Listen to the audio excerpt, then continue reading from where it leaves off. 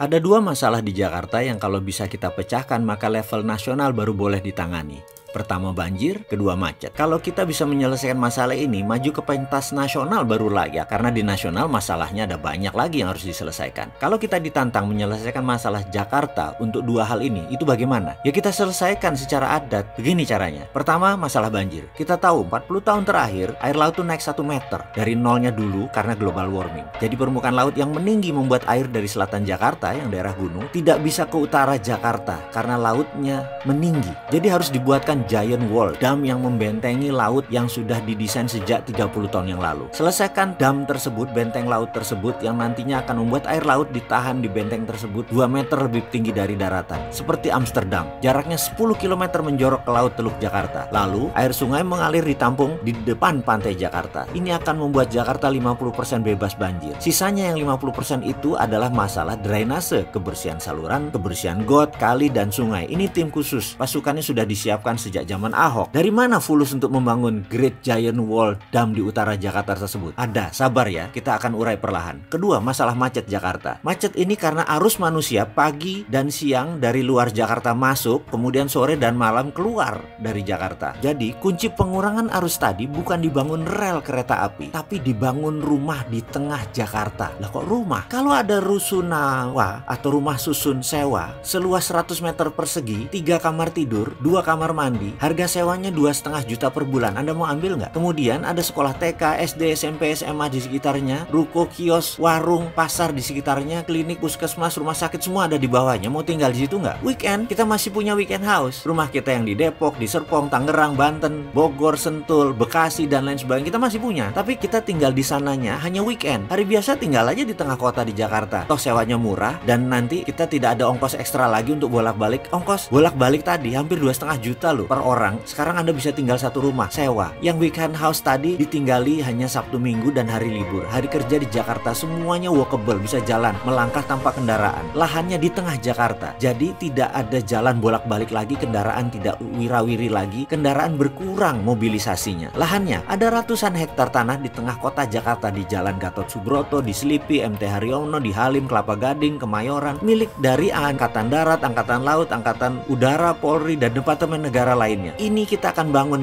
oleh Pemda. Kita sebagai Pemda akan membangun. Bagi hasil berupa rumah untuk prajurit atau staf TNI atau pegawai negeri lainnya. 10%, sisanya untuk publik. Publik sewa. Lahannya lebih kali 1.000 hektar ada di tengah kota Jakarta. 1 juta rumah bisa berdiri untuk 5 juta orang. Kita perlu 120 juta meter persegi bangunan plus sarana. Kalau per meternya 4 juta, kita perlu 500 triliun. Sekali lagi, dari mana uangnya? Ada, sebentar. Yang penting konsepnya diterima dulu. Great Giant Wall Dam senilai 300 triliun dan 500 triliun rusunawa. Efeknya nanti BBM turun pemakaiannya. Udara Jakarta bersih, banjir berkurang, macet berkurang. Lalu dari mana uang 800 triliun tersebut? Hutang, investor asing. Ya nggak ngutang lah. Bukan kita banget ngutang itu. Semua itu akan dijawab di video setelah ini.